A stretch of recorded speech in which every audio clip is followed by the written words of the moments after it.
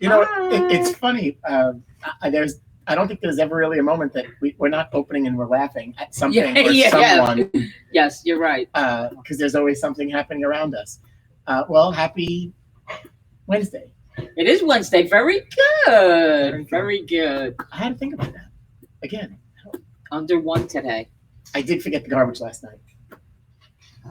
I took it here, but still, it's not the point. It's not the same. Don't encourage people to do that. Don't let that out. And yeah, so today is Wednesday. Yesterday was garbage night. I did miss it. That's okay. They'll be back again. They'll be back again. And I know I talked about it too. It was just like, I didn't want to bother. Maybe it was more that.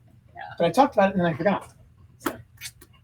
Well, happy Wednesday. Welcome back to live from Rabs, from inside Rabs Country Lanes. We've got a little noise happening.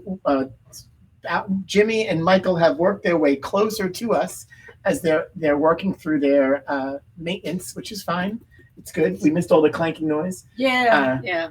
We missed anybody. We might have to consider a 5 or 10 second delay because if you can pick up what you might hear, we don't know if that's a good thing or a bad thing. We might have to. You might need that uncensored. Yeah, we might need that for Friday. So Friday our guests are going to be Mike Pirro and Jim Kane, our mechanics. So get your questions ready. That should be an interesting show. Action packed. Action packed, Jimmy says. Oh, we got an audience today. We have an audience because they're fishing questions too. Oh, and Jimmy says he will take fishing questions. So you haven't gone out yet, have you? I was fishing. Yeah, I've been fishing. You could keep distance if you're fishing now. Sure. Huh? Didn't think about that. Fishing is still something you can do. New Jersey now, so everybody's not happy. Well, happy Wednesday and welcome back. We've got a nice show today. We've got our friends, the Kents, joining us today. PBA, USBC Hall of Famer, and our good friend Chrissie. We're going to talk some bowling, talk some business. Naz, I showed off that beautiful chicken yesterday that you made. What was last night's dinner? Last night we had tacos because it was Taco Tuesday. And it was good. It was good. Taco Tuesday doesn't work in my house. I usually don't do it, but I mean, the last couple of weeks, I've kind of felt like doing something easy. I want them. Nobody else does. Nobody else wants. So, what did you have last night? It was very good. Anthony cooked up another awesome meal. Oh, that's right. Anthony cooked. We had some fresh eggplant. We had some pasta. He's. Did he stay away from the knife? The poor guy. I have to say, he stopped. He had cut his thumb off using knives 2 years ago, and didn't cook. I'm telling Naz, he didn't cook. He was in the kitchen, wouldn't touch the knives, wouldn't cook, wanted no part of it, and he hasn't stopped since we. He's got some time to make up for. He does, and he's like channeling his inner Giada, barefoot Contessa. I should start sending him recipes of things that we want. Yeah, there you go. He's very creative. Request. He's been great. Yes, Kevin. It's been 2 years already, and if it wasn't for you, I don't know where Anthony would have wound up. Kevin came to the rescue when he was screaming, yelling that his thumb was cut off. So, thankfully, he had a great surgeon. You really wouldn't know. The nail bed actually grew back. He's in good shape. I feel like I'm in the. Where are we right now with the beeping noise? I know it's a little annoying. And it goes Pirro. Oh, there he goes on the scooter. Oh, I can't. I was just about to say we could bring our guests in, and we lost them, so they'll be right back. Kevin, I'm sure that was some experience. We talk about it all the time. Anthony was making his turkey bolognese, which he uses kale. And he hasn't touched kale since. So he's not even eaten kale. It's a bad memory. Bad memory. So we haven't gotten back to kale.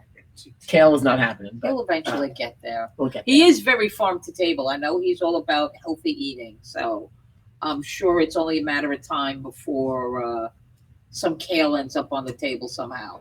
Yeah, it might have to come in a Misfits box. There you go. And then I cook it for him. That might be the only way that actually happens. hello to those that are saying hello. Jim Episcopia wanted us to get the party started. Hey, Jim, our party is actually going to be Saturday. Yep. We're having a birthday party Saturday real afternoon. party. Linda Schott, she always pops in. Linda's here every day. Hi, Linda. From Virginia. Our friend Todd. Debbie from Scotland. Oh, is she from Scotland? From Scotland. We need to have Joe Cal here doing his accents. Actually, he might get this one right. He wasn't very good with the Australian. He wasn't accent. good with Australia. No. Hey, we were just talking about what day of the week it was. We've got our meme of the day that fits right in. We might as well share it because it fit right into the conversation we were just having. I have no clue what day it is anymore. I mean, there's not one bad meme that has it's Baby Yoda, quote unquote Baby Yoda.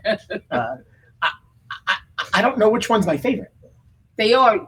I think I like the ones that say chicky nuggies. I don't know why. It's just funny. And I don't watch The Mandalorian, but I've asked several people. So in the show, does he like chicken nuggets, or it doesn't mention it anywhere? Somebody just made it up. But it's hysterical. Because they're talking like a baby, I know, but it's funny. It is funny. Totally irrelevant. Chicky nuggets. And it's just funny because you look at this Baby Yoda. And he is cute. He's cute. He is. I was a little upset. Melissa had shared with us the new doll that they created. And at first people were like, it's a cool doll. No, it's like an animatronic doll. Oh. And within hours, it was sold out. Yeah.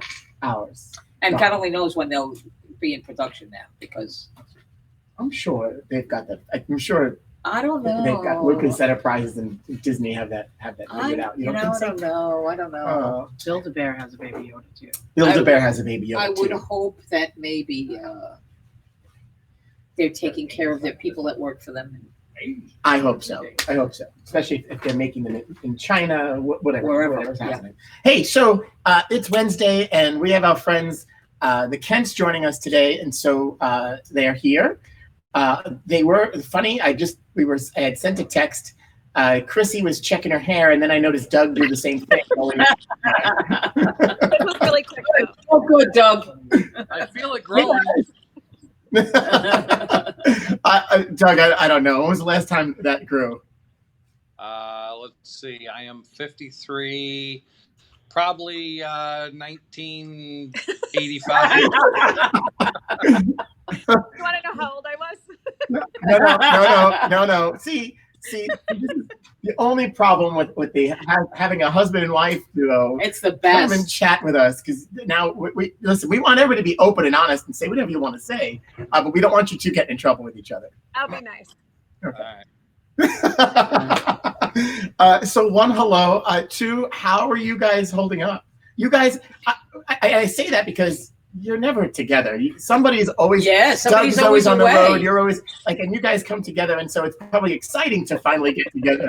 How are you two holding up, being together, stuck together? I think we're doing good. I mean, as long as right now I have a project that I'm doing, so I'm busy all the time, and she's busy doing food prep stuff because we're still doing takeout orders. So that's good. We're doing fine. We're hanging in there.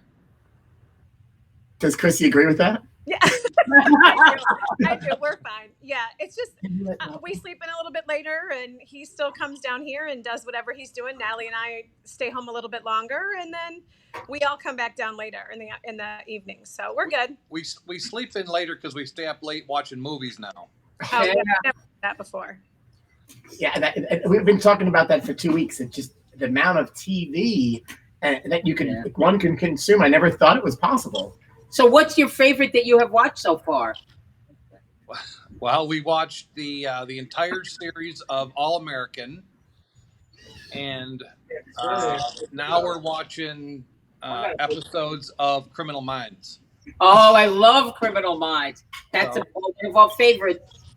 Yeah, so we watch I don't know 2, 3, 4 episodes every night, and that's a lot of Criminal Minds. Until about 9:15.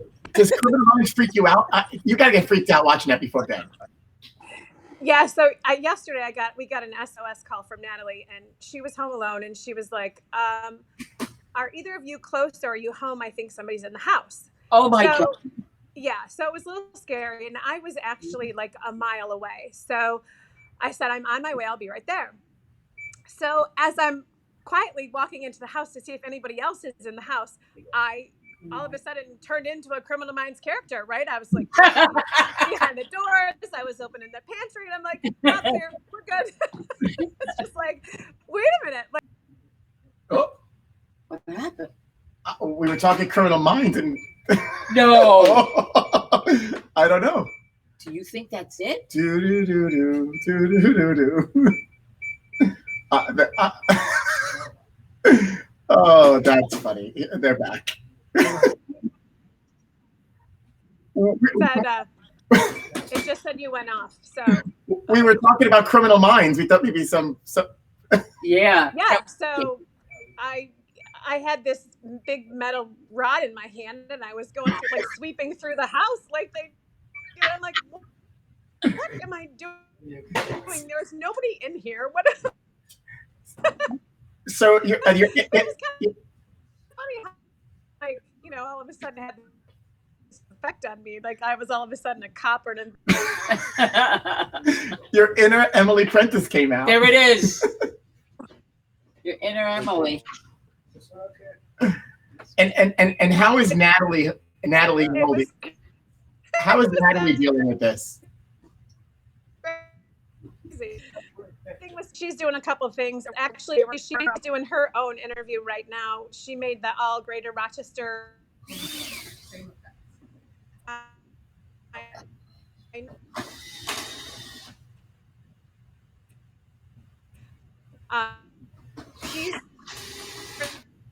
her own in checking in the school thing. We don't have a lot of online learning that she's really super focused on. So she's redoing her room. She's painting. She's just doing 14-year-old girl stuff. And So- she launched her t-shirt line. Yeah, wait. So back up a second because you Yeah. cut out there. So All-American team. What was the high school deal that she just? Oh, the All Greater Rochester team. Congratulations. Congratulations. Yeah, it was cool. It's the local newspaper picks an all area team, and she made that. She learned it all from her mother. Yeah, I don't know about that. She is a mini Chrissie. There's no doubt in that. But I don't know if our bowling Little talent, bit. Molly. All right. So Natalie, talk about the t-shirt deal. So she recently launched it's Girl Bowler. It's hashtag Girl Bowler, and it's just t-shirts designed for girls. I mean, boys can wear them too. The hoodie line is all is actually men's sizes. It's hashtag Girl Bowler. It's on Facebook, and then she has a dress line that's coming out soon. It's all by Coolwick. So that's pretty cool. Just something different. We noticed there was a trend of everybody trying to match their tops, their shirts and their skirts together. And we were like, why don't we just make one piece? So we contacted Coolwick, and Gerald jumped on the chance to do that. So that's in production, and we're just getting the sizing right. And then, but the t-shirts and hoodies launched last week. So that's pretty cool. Awesome. Congratulations on that. That is cool. Yeah, they look great. I just dropped the link in here so anybody can go check that out on coolwick.com. Okay, cool. Hashtag Girl Bowler. Yep. So now you got an entrepreneur on your hands. Yeah. We'll see how long it lasts. She's a teenage girl, but she's Exactly. Listen, it's awesome. she got this far. She'll probably do well. Yeah. So what's going on in the bowl? So you guys are in the bowl right now. Yep. Yeah. So what's going on at Doug Kensborough's Bowl Lanes? Well, we took 6 lanes out, and we cleared that area out, and we are going to divide that all off and put a big redemption game room in, and some party rooms, and just try to generate some more revenue on in that square footage of the building. So we are in a smaller town, so there really isn't any use for 36 lanes anymore. We can't fill 36. So we're cutting back, and we're going to try to utilize that space a little better. What a better time to be able to do some Yeah, work the in a bowling timing center. worked out well. Right.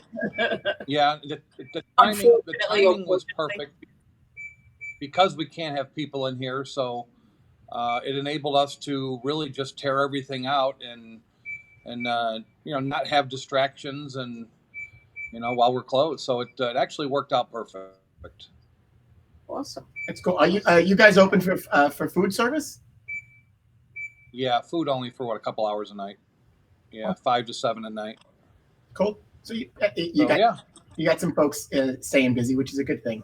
So if you didn't get to do that work now, what was your plan? Was this something you were going to do today, or were you within a 5-year plan? Or I know Chrissie's been talking about it, but when would it become reality? Probably July. Probably towards the end of July, we were going to start after junior gold, and we're going to try to get it started. And our plan was to try to be open, have it all done and open before the start of the season in September. But this really gave us a good head start. Yeah. So, what do you anticipate? Well, obviously, it's probably going to take you less time now with less distractions and less to worry about in the center. How long do you think this project is going to take you?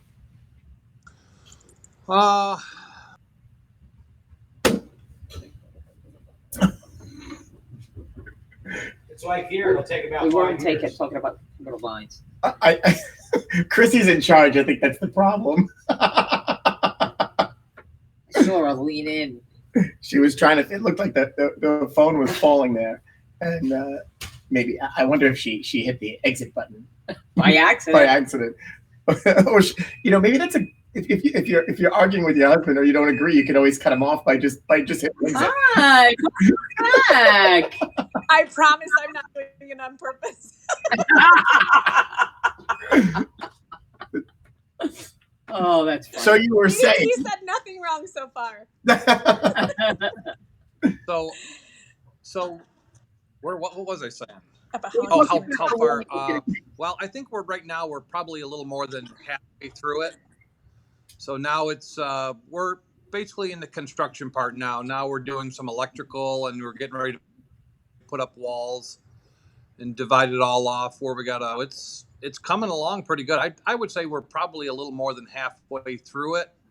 And with us being closed now, we're really saving a lot on the construction part and not having to contract as much out to do it. So we're saving a lot on the labor part of it. I'd love to say we could do stuff like that during this time. Yeah. Sadly, our city makes it impossible.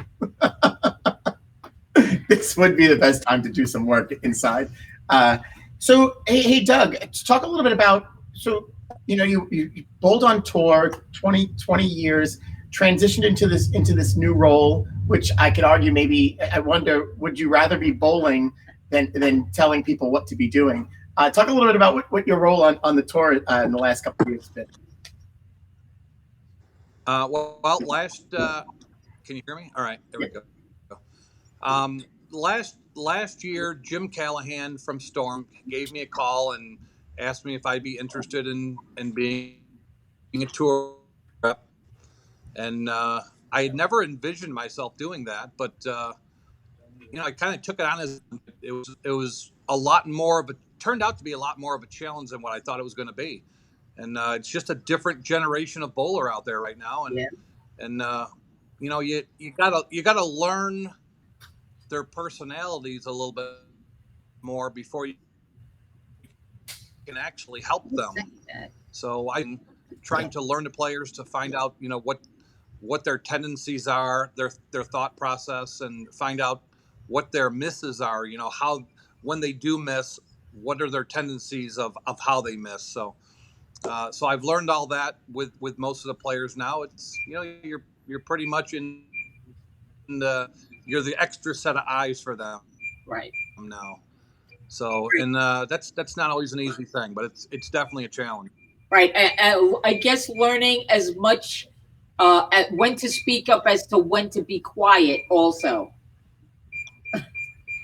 Yeah, we've had many conversations about that, and when a player is doing well and he's he's in his own frame of mind and he's doing well, you just kind of stay out of the way.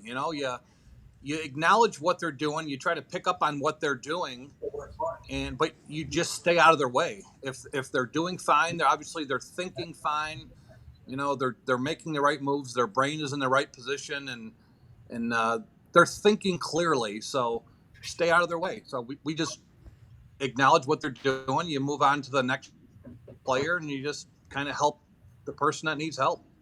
So back on the road, did you ever think you'd be back on the road?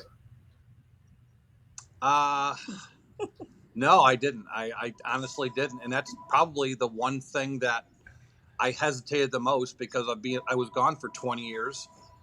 And that was the part that I hated the most, was the traveling part. So I still don't like the traveling part, but it's kind of broken up to where it's a couple weeks here and there. It's not, just like a solid 10 or 12 week stretch. So it's not all that bad. Some of the weeks where it's, you're working 16-hour days, that part's tough, but it's not all that bad. It's totally different. You were working. was that convincing or what? Yeah. How did you break? Oh, and I was gonna say, you guys, it's funny because you're back on the road. You're doing that gig. Chrissie's busy doing things, and this has to. It's got to be a great time that you're together, which you haven't been used to, really, if you think about it, in quite some time.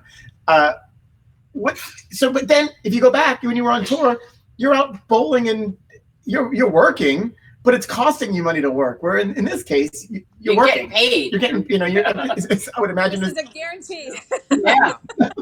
Yeah. Yeah. Going back to what I was just saying about the players too, is what makes it difficult sometimes is the knowledge that I have gained over 20 years. I can pass that on to these players if they're willing to accept it at times. Sometimes they're not, sometimes they're frustrated and they just don't want to communicate when that you can help them, but they're not ready to communicate.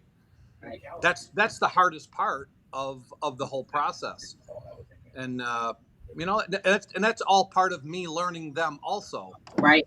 So but it is very rewarding on the other hand too, when a player is thinking clearly and they're trying to push forward. They may be struggling and they do push forward, and you come up with a game plan and it starts to work, and then they do succeed, and they start making a lot more money and doing well and making shows and possibly winning. So I mean, I have that feeling. I mean, I know the way I used to think, and sometimes that doesn't always work for that player. So it helps me to learn the player so I can help communicate with them also. What do you find all right, so I won't say who is your biggest challenge. You could save that for a private conversation. What do you believe is your biggest challenge there? What's the biggest challenge? Well, it varies from day to day. There isn't one person in general that is a challenge. It's a lot of it is just timing of what someone's feeling.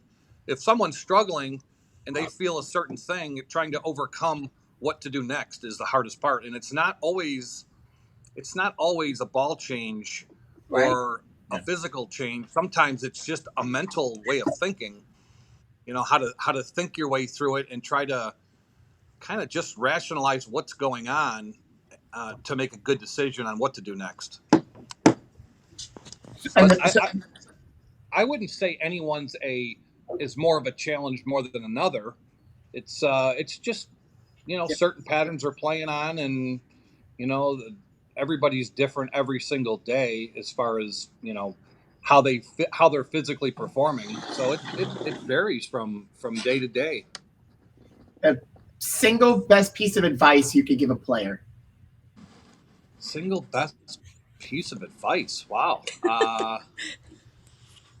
Doug has a lot of isms, and Doug listen. This is a great. You're awesome at what you do, and I think you understate that. So, and that's why I asked the question, because you've bowled so long, you have so much knowledge and so much to give, and you could see that the players appreciate that too when they talk about you and that relationship, and even the conversations that we've had over the years, especially through Chrissie. But then I asked it's a piece of advice that you could, like, your go-to, the best advice that you could give someone when you're out there, and whether they're struggling or not, gets them through, but also helps you through it.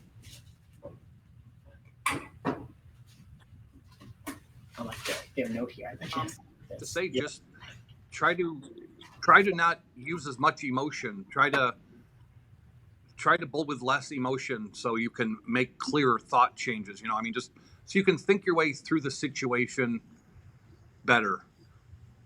You know, that is the one thing that I have noticed with the generation that's on tour right now is they leave one ring 10 and they go ballistic. You know, if they would just stop and think, wow, I left a ring 10, that's actually a good thing. I'm in the pocket. All I got to do is make a minor adjustment and move forward. It might be all change at that time of the world, and that shot, that ring 10, and the way they react off that ring 10 affects their next shot way too much. Yeah. And just the highs and lows of bowling a 6 or 8 game block. I mean, you lose. I mean, you see at the end of a week where the top 5 may be decided by one shot. You go back over the course of a 32, 36 game format of all the highs and lows and all the shots you may have given away because of one ring 10 that you lost your mind on. You know, you finish higher as the week progresses every week if you are thinking more clearly and you don't let that one shot affect you as much. So it's not all physical, you know, it's a lot of it's mental. So much of it's mental. All right. So having said that so eloquently, how much of that have you been able to convey to that? I think again. I have to say, it's probably not them either. We have this nice little note on the top of the screen that says, high loads at service providers may cause some performance issues. That's what she said. And we're back again. Hi. We now have a banner on the top of the page here that tells us there may be some performance issues. So we're pretty sure that it's not just you. So we can't just blame Chrissie. Okay. Okay, so as you were asking him. Yes. Having stated all of that so eloquently about the mental game and staying in the moment and dealing with one shot and putting it behind you, learning from it, how much of that have you been able to pass on to Natalie? Successfully. I think she's actually very, very good for her age as far as how she lets shots affect her. But I'm noticing the more that she's starting to understand the game, the more she's starting to let those shots affect her. So, you know, sometimes when she gets off to a really, really good start, if she starts off with like 7 or 8 in a row, she starts getting really, really nervous. You know, you can start to see that. And then when she does throw a shot and she leaves a ring 10 or something, I'm starting to notice more how it does emotionally affect her. Mm-hmm. So I think the more successful she's getting, it starts to affect you more. I think it's just human nature to expect more when you start to perform better. Right. So, you know, you expect more out of yourself. More at stake. You know, you have more at stake maybe. Yeah, but she's I think she's got a lot more of me in her emotionally, how she's just very easygoing and doesn't get rattled, and that's good. I think she's a little more like me than her mother. her mother might be true. Her mother tends to like stomp her foot or kick something or say a couple choice words. Maybe. I don't believe it one bit. You know, I used to be that mom. And it was funny when you guys interviewed Carolyn and Dell the other day, because Carolyn and I would always, when we would see each other at Junior Gold or the Youth Open, and we would both be like just so irritated, and we would look at each other and we would just kind of laugh, because we were both very similar in that regard, that we're like, oh my gosh, we are those moms. And I had a really, really a big eye-opener 2 years ago at Junior Gold, and I watched a father put his daughter in tears in a matter of about 12 seconds. And I turned to him and I looked at him, I said, I'm done. I said, I'm her cheerleader. She's not going to hate me over bowling. All I will do is support her from now on. So he's the mental coach and the physical coach, and now I'm just the cheerleader. So it's good. You know, I was going to mention that Junior Gold experience, because I did have the opportunity to watch you guys at Junior Gold, and you have a decent amount of kids there too with you, right? Other kids that you take? Well, from the we have a lot from the Rochester area. Yeah. Right. We have 50 to 60 kids just from our area, and so yeah, I mean we have quite a few. But when we're there, he's dad, and he's just essentially Natalie's coach. A bunch of the kids will text him here and there. The kids will text him between blocks and things like that. But when Jacob was bowling, you had a lot of kids that you were coaching at the time. Yeah, there was probably 5 or 6 years where I had 12 to 15 kids that I was really trying to keep track of and follow, and going from center to center, trying to get cover for them wherever they were, and it was just impossible. I couldn't do it. Yes, especially now that the event's grown so much, it's tough. Exactly. Yeah. It has gotten much more difficult over these last 4 or 5 years with having 3,500 kids and all the different centers and 45 minutes between each center, and it became very difficult. But I do love that message that when you're there, be mom and dad and be the cheerleader, because that's really what they need. And I'll tell you, I've witnessed parents putting their children in tears too. You can see the kids are on the verge of it, as it, just competing. And some parents really just don't get it, and it's sad. It really is sad.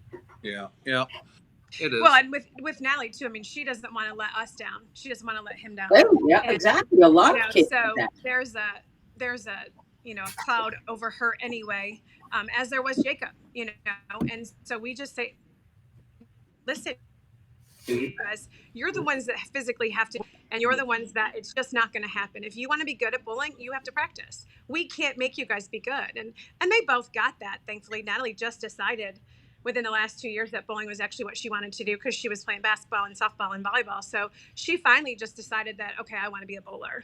I mean, for now again. Is she practicing this week? Well, that's a great question, because she tried, and through all of this, he turned off all the ball returns, turned power off to just about everything. Turned power off to everything. So she comes in, she's like, I'm going to practice. I was in the office doing something, and she comes out, she goes, Mom, where are my bowling balls? And I was like, I don't know why. Well, they're stuck in the back of 15 and 16 because none of the ball returns were on. So she tried to practice, but we have to. You got to fish your balls out from underground. So we had to get her balls from underground. So try again, I'm sure. We told her that she couldn't Snapchat or any of that kind of stuff, because we know that there's so many kids right now that wish they were in the bowling center. We told her that it kind of wasn't fair. I mean, it's kind of fair, kind of not fair, but it's one of those things where you don't want to upset anybody. I told her she could bring home the in-school bowling kit. There you go. Oh, just let her bowl. It's your place. It's so much the same, right? My niece and nephew got to bowl this week. They were excited. We had stripped the lane, so of course we had to pull the machine out, put everything on too. So I hear you. It's certainly not easy. Or she could just take other balls, throw one down each lane, and then exactly. Fish them later. He would love that. Yeah. That's not the mechanic in me speaking at all. I hate to be that mechanic. Right. And so, Chrissie, you've been able to keep pretty busy too. You're on the BPAA board. You're an IBC Youth Committee. So tell us a little bit about what you do, what those roles are for you. Yeah, so I sit on the IBC Youth Committee, which goes back a couple years. There were times that my sister and I, we became very vocal of things that, you know, we think that the piece of the puzzle doesn't fit together unless you have every single piece to it, right? So we would see things that we just wanted to enhance, not necessarily change, but would just like to offer some of the thoughts and things that we saw. Well, if you're not in a role that you can actually change things, either get involved or shut up. Okay, those are the two choices that you have. So we decided that that I would just get involved, and if the things that we were thinking and that we were, you know, wanted to see changed and stuff, at least if we could tell the right people, it may not happen, but at least you know that you tried, instead of sitting at the, you know, at home on the computer and just being mad about things that you couldn't change. Just get involved. And the volunteer side of it, I mean, it's well worth the time. It's well worth the effort. You get to see what's going on and how things actually happen. And then the BPAA that kind of came out of that as the proprietor side, you just see a whole different, you know, through a different lens there too. So you get to see both sides and see what a proprietor goes through, and see what, you know, somebody at a volunteer level, it's totally different. And I'm thankful and grateful that I've been able to do both, and I'll continue to do both as long as I can. And with him, then we have another, you know, another side of it too, with him having been on tour for so long. So, you know, bowling has been my entire life. I grew up in it with my dad having a small center in Michigan. So, and then my sister and I did it in college. So, you know, we've always done it. And our brother owns a center in Wisconsin now. So we're a bowling family, and it just seems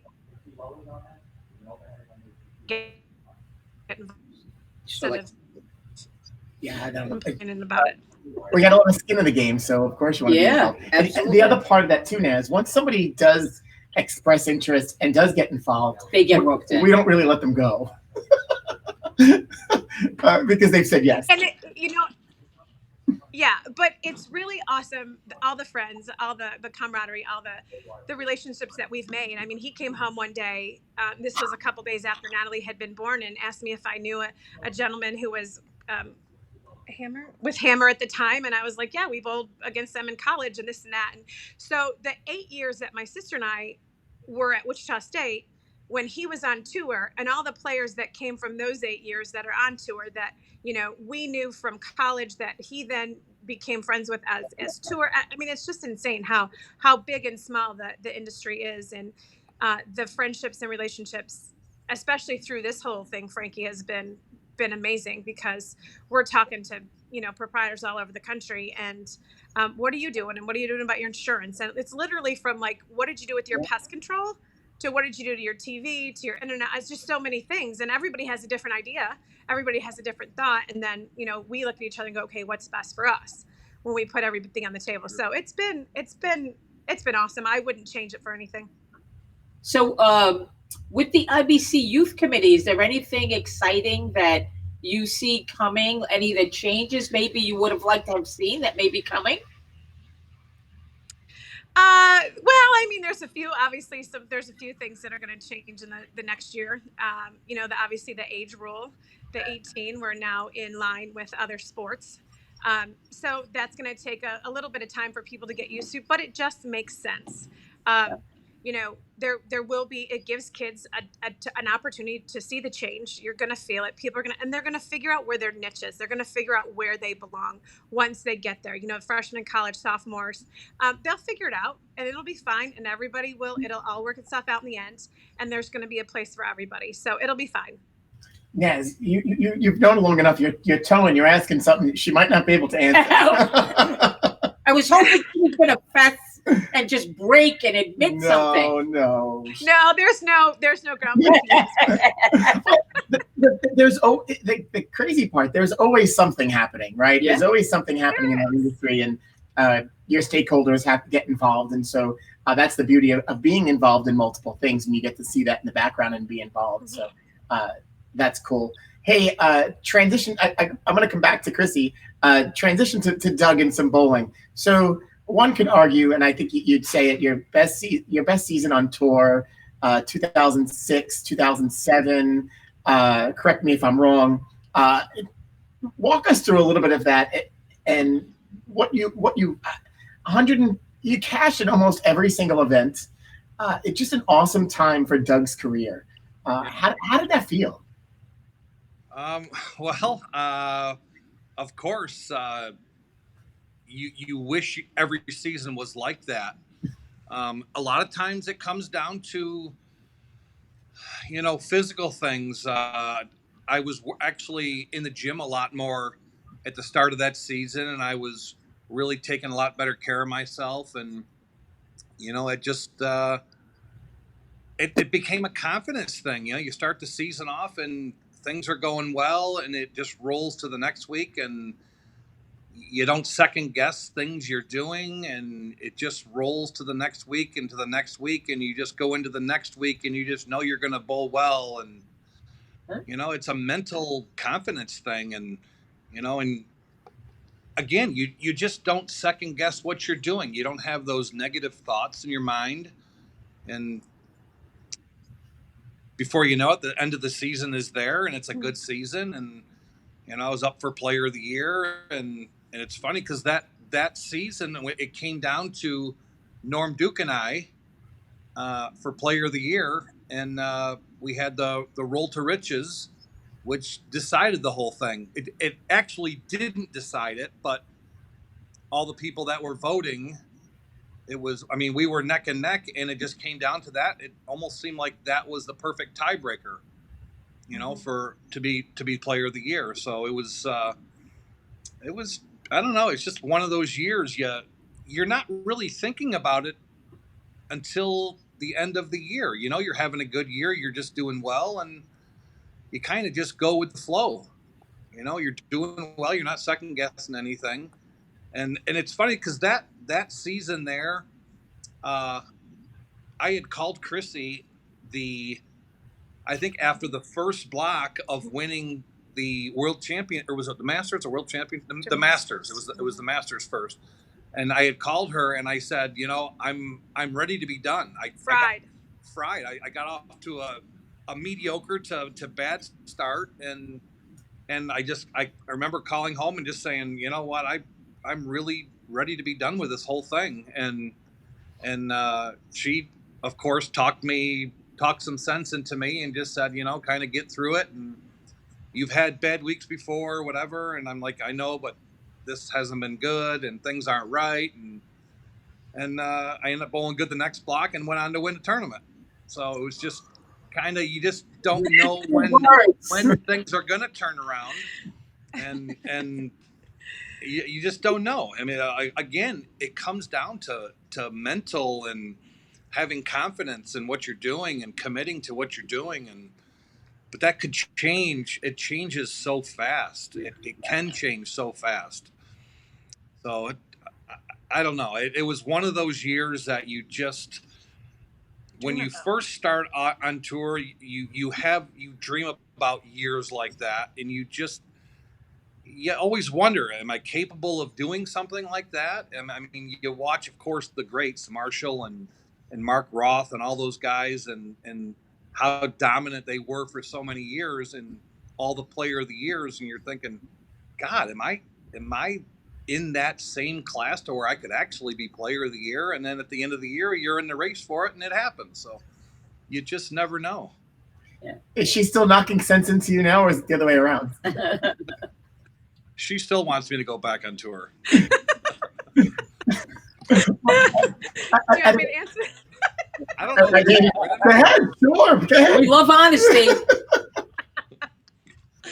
No, I love to watch him bowl, and I still think he's great, and I even watch him bowl league sometimes. Oh, that's so cute. What a closer that is. Well, yeah, that's sometimes. So, your most memorable moment? My most memorable moment? Yeah. My most memorable moment was winning the first world championship in 2001 when I was bowling Lonnie Wallachek, for the title, and we were like even like through 4 or 5 frames, and I remember sitting on the bench when he's up and he went open, and my heart started pounding like crazy. I'll never forget that feeling. It's almost like I got kicked in the stomach, because your mind starts to go 100 miles an hour, and your brain is already starting to spend 120,000 before you even have it. Yeah, I bet. It does. You lose control of your mind, and I just remember my hands getting really, really cold and sitting there on the bench, and he went open, and all of a sudden I'm up by like 30 something with 4 or 5 frames to go, and I remember looking at the scoreboard going, how am I going to get through 4 more frames the way I feel? And can I actually hang on to this? I mean, how can I not give this back to him? So it was that weird, really, really weird frame of mind that I was in, or that you get in, that some people, I'm sure other people do too, but you kind of lose control of your thoughts, and you just try to get through it. It was a really, really strange feeling, but that's probably the most memorable. All right, Chrissie. So you've had the opportunity to watch him over the years. What's your most memorable Doug moment, or even your proudest moment? When he won the Masters in Grand Rapids. Yeah. The Masters in Grand Rapids. My dad passed away in January, and he was a really big fan of Doug's. And I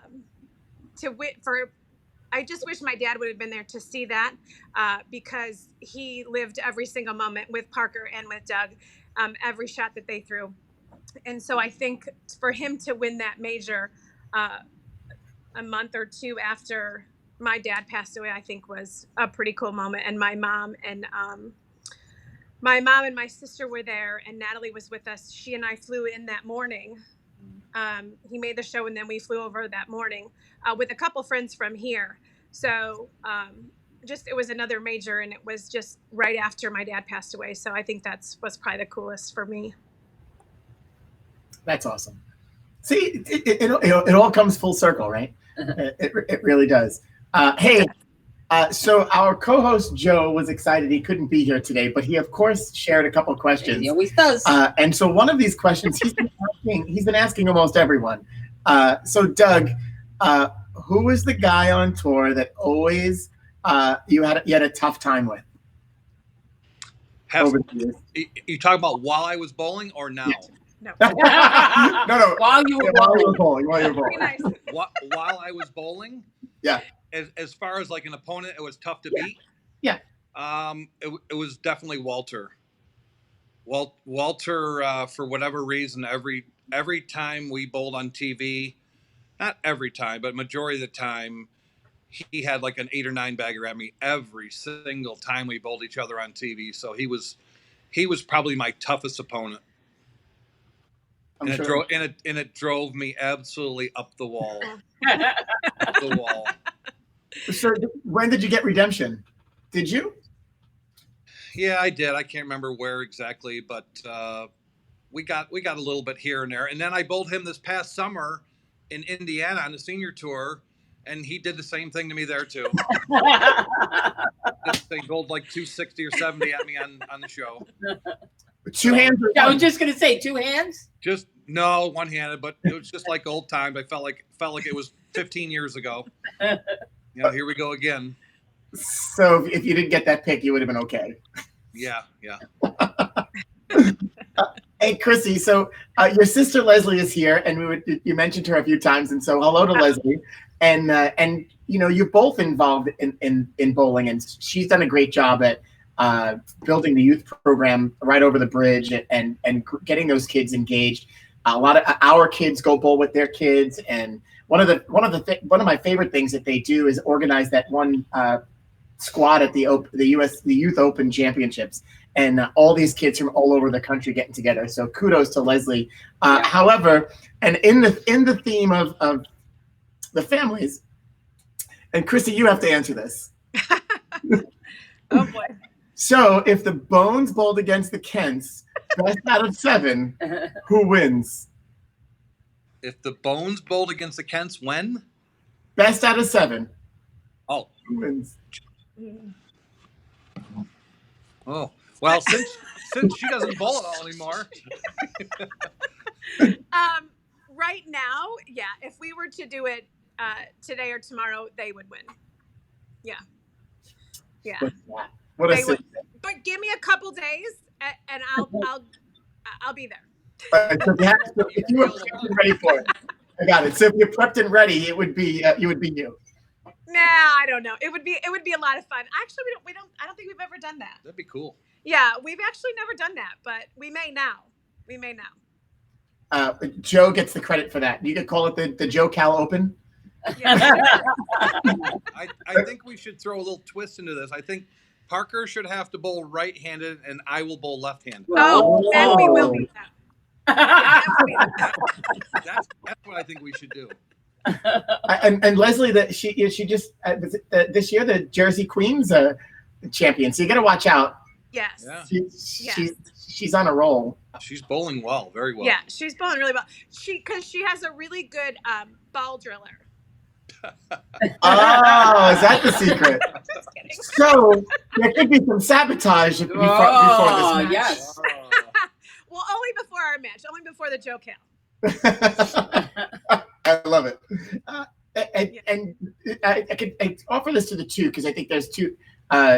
You've got two perspectives here, but one of our viewers, so Brian, Arthur, whoever we are today, wants to know if somebody came to you and said, "Hey, a young bowler wants to become a pro bowler," what kind of advice would you offer?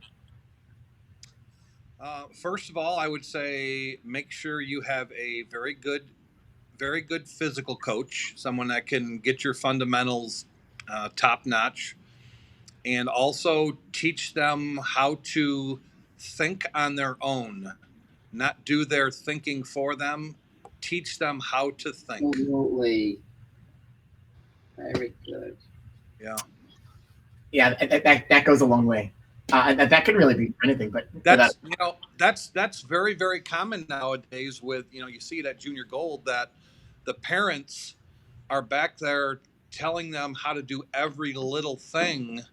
They're telling them to switch balls, they're telling them to move left, they're telling them to move right, they're telling them to throw it harder, they're telling them the kids don't do any thinking on their own at all. And I'm guilty of that at times too, but I think that's the one thing that I think that coaches are lacking around the country. I'm not putting anybody down because there's so many really good coaches that I think we need to do a better job of giving them the tools to do better. Oh, great. Without doing it for them. Great advice. Great advice. You tell the guys on tour the same thing because you guys are telling them what to do all the time. Only some guys. Sorry. Well, think about it. You're standing behind a player, and it's so hard because they need to think for themselves, and especially kids. They're so used to picking up their head and looking up, whether it be mom or dad or their coach, and they just go like this. And hey, wait a second. To your point, we've got to give them the tools to be successful. Absolutely. I'm going to take that snippet and share that with all of our kids because we're constantly saying that, and sometimes how does that translate? How do we get them to realize we're trying so hard? Knowledge is power. Knowledge is power. And also with that too is I think a good way to do that too is when instead of just telling them, hey, move to left, instead of just doing that, when they come back off the approach, ask them what they think they should do. Your ball just went high. What do you think you should do? Before you just tell them what to do, make them think about it first before, and then when they tell you what they think they should do, you kind of confirm with them. Yeah, great advice. Great. Always said that. Did she answer you? I did. She didn't say anything, so I didn't know. Do you have something to add to that, Chrissie, from your perspective? I know you already said you're being cheerleader, so we got that from your perspective. Yeah, no, I let him do all of that, but I do think that it's important for the kids to be able to make the decisions by themselves, especially if you have a coach that has multiple kids and they can't be behind every pair during the entire, they can't get to each pair. So that's where it's important for the kids to actually know how to make their moves. And the good thing is, the bonus for Natalie is he knows the balls, right? When he puts them in order for her, he tells her what they do, where we're gonna start with this, and you're gonna go to this for these reasons. So as long as she's listening, then he does teach her those things too, instead of just, and surfaces, and when to Abralon, and which one to use, and all those kind of things, and she knows those things. So that's important too, and like you said, Naz, knowledge is power. And it just sets up a frustrating situation if the kid is relying on the coach to do well. The parent is frustrated and blaming the coach if the kid isn't blaming well, and the kid is blaming the coach. So it's not a good situation. It's better for them to learn themselves, and it gives them a true pride when they do win. It's because they did it. I think it's complicated. It's easier to recap too after a block, right? So it's easier to go back and look if you don't have time in between shots. It's easier to go back and recap and see what happened. And sometimes getting knowledge to the parents is also important, because a lot of them think they know what's going on. And unfortunately they don't. They're their own worst enemies, as some of us are. Like if you put me in a lacrosse field or somewhere else, another sport, I wouldn't know it either. But if we can get some knowledge to them, like to how to coach a coach, what we're doing in our youth program with some of the parents that want to be coaches, is that they don't know how to coach because they don't know the bowling terms, the how to move it. So you got to coach a coach, essentially. So we do that a little bit too. Well, if you didn't see, she's got a shirt on that says "Be kind." Be kind. Period.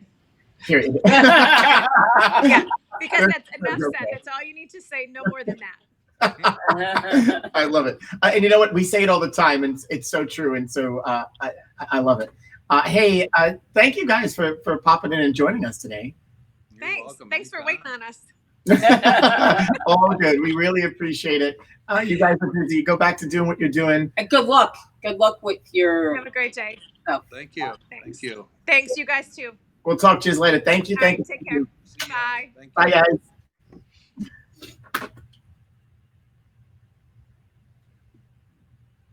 Oh, here we are. That was a nice chat. It is. They're great. And thank you to Chrissie and Doug for popping in and joining us today. Yeah. Lots happening there. And so I love the dynamic. The two of them complement each other so well. Yeah. And they're running their bowling center operation. I think Chrissie and I laugh about this all the time, but it probably works best because when they're apart.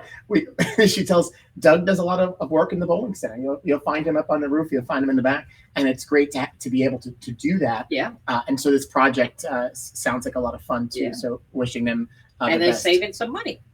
Yeah, without a doubt. I know this. I would love to be doing work like that. Yeah, I know. Well, we have some additional restrictions here.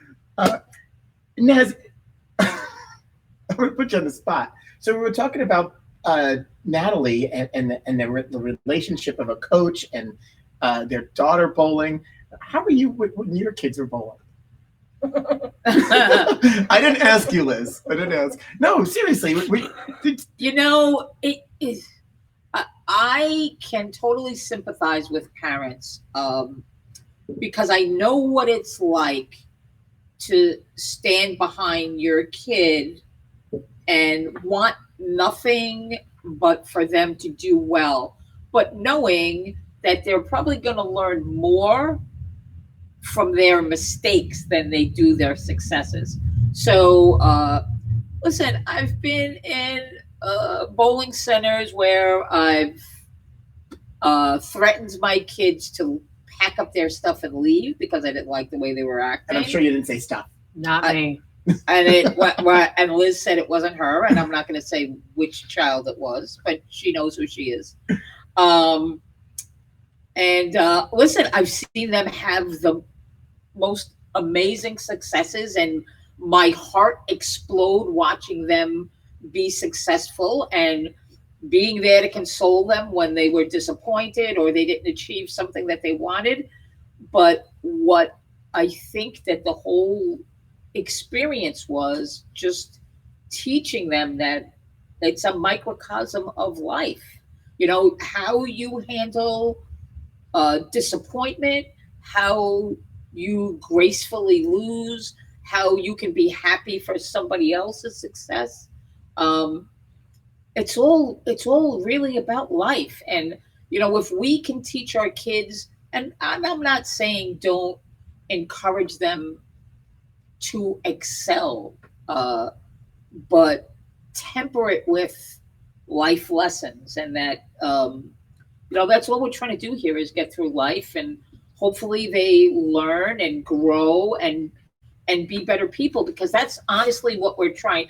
We're not raising athletes, we're raising people, and we want them to be better people. And, you know, I don't think I was a tough, wouldn't even really say I was a coach. I kind of tried to let Ray handle that part of it. And,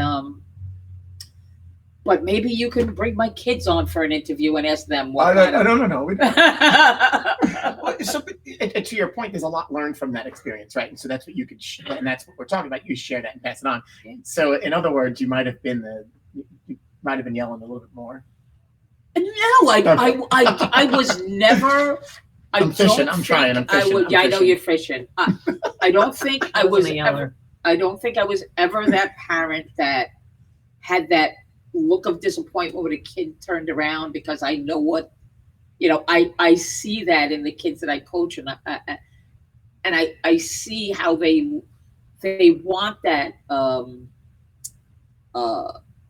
they want that good feeling from their parent, whether they threw a good ball or not. So, you know, I think I was really kind of sensitive to that, maybe a little too sensitive. That doesn't surprise me. Yeah, well, you know how I am. It's good. It's not bad at all.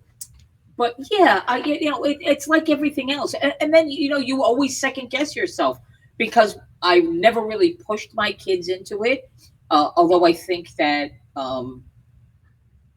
I can't even imagine the how well all of them would have excelled if they would have continued. You know, maybe on my side, I didn't push them enough. So listen, I think my thing is, as a parent, you're almost in a no-win situation, because if you do too much, then you're too much. If you don't do enough, then you didn't do enough. But just raise a good human being, raise a good person. And I am blessed that my kids are all good people. And that's, I will count that as a success. So there's your answer. I love it. Absolutely love it. I think it's great. Well, thank you for sharing that. Oh, you're welcome. Thanks for She might hit me after. thanks for springing that on me. I mean, that's what we do. We're talking. But I do like what Doug had to say. I mean, he nailed it precisely. His coaching theory, and how kids need to have the knowledge themselves. You know, there's one thing I don't like to see is a kid throw a ball and then turn around and look at the coach for an answer. You should learn how to go through that process yourself. But that's just me. Enough. It's a learning experience. It is. It's a learning experience for all of us on both sides. Yeah. Whether you're coaching, you're the athlete, even the parents. And so great advice. I wasn't kidding. We're going to splice some of that, of what Doug said. Oh, absolutely. Maybe if we could get it on all their phones, so that it just, or can we airdrop it so it automatically plays? Automatically. Oh. Yeah, they were great. Brian says he knows that feeling. Good old Uncle Brian. Hey, so it's Wednesday. It is Wednesday. The week is it's hump day, but the week is still young. Hump day. Well, tomorrow is Thursday, and tomorrow's Thursday. We've got our friend Kenny Mitchell from the Staten Island Zoo, and to talk a little bit about what's going on there. And the Tigers. Tigers, Lions, And Bears. Bears, and Lions. Oh my. And our weekly check-in with Pam Silvestri. We'll talk. So we're going to talk about the zoo, talk about some animals, and we'll talk about some food. We've been talking with Pam the last couple of weeks, and it's the landscape is totally changed here on Staten Island, especially during this. So we'll get a little bit of an update. Yes, Pam will be here. Pam will be here. Friday. Our mechanics will be here. Jim Kane and Michael Piero. So get ready for that. Bobby Mirabella is asking us if we're forgetting something. I think we shared the meme of the day in the beginning of the show. So usually we have a few folks that remind us. And we appreciate that. I believe that's what he's referring to. But thanks for tuning in, Bobby. Yes, we did. We already shared the meme of the day because it was timely. I mean, we could share it again because it's funny. Who doesn't like to see the Baby Yoda? I have no clue what day it is anymore. But we do know that today is Wednesday. We know that. Tomorrow's Thursday, then Friday, and then Saturday we're going to have a birthday party at noon, special time on Saturday. Special time. Celebrating Bob Learn Jr.'s birthday, Mr. 300, with his good friend Amleto Moncelli. We'll be talking some bowling, some coaching, and the work that they do together, because they do a lot of work together out in the field, coaching and providing. Oh God! If this is a preview of what we're going to get on Friday, it'll be great. It'll be fun. We're taking a break on Sunday so we can enjoy Easter. Quarantined Easter. We hope that you are quarantined during this holiday week. Please, there's no reason to be going out and inviting people into your home. As sad as it is and as hard as it is for us to be away from our families and not hug our kids and grandchildren, it's really, we're saving their life by not doing it. So let's just not do it. We'll reschedule. Yeah, absolutely. Naz is already planning a big party in the summertime. Nice. Your daughter, Naz. My daughter, not me. She has invited all of Facebook. Yeah. That's good. I mean, it'll be a party. There's always, Naz loves a good party. I really don't know what's happening over here. Yeah, I know. They're out of control. They're a little too close for comfort. So thanks for tuning in today. Before we leave, we would like to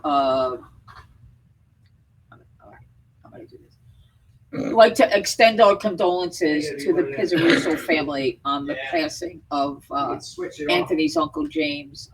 Please know that you're in our prayers and in our heart, and it's a very difficult time. Any time to go through this is difficult, but this is particularly heartbreaking. Please know that you're in our prayers, and I'm sure that that is shared by everybody that you guys know and even speak to briefly. Sweet, sweet man. His laugh will certainly be missed on Monday nights. Absolutely. Absolutely. Thanks, Naz. And we're thinking about you, bud. And of course, we're thinking about our friends and family who are maybe at home or somewhere not feeling well. Yeah. So keep on keeping on. We're thinking about you. We want happy updates. We want to hear from everybody. So please keep those people in your prayers. Yes. We'll be back at this tomorrow, episode 20.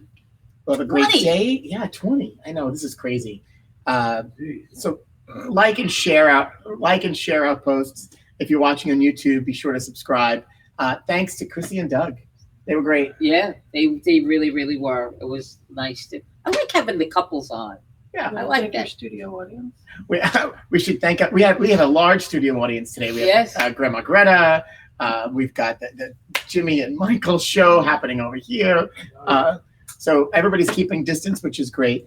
So be sure to join us tomorrow, 2:00 here, live from Rabs on our Facebook page. Yep. Like and share.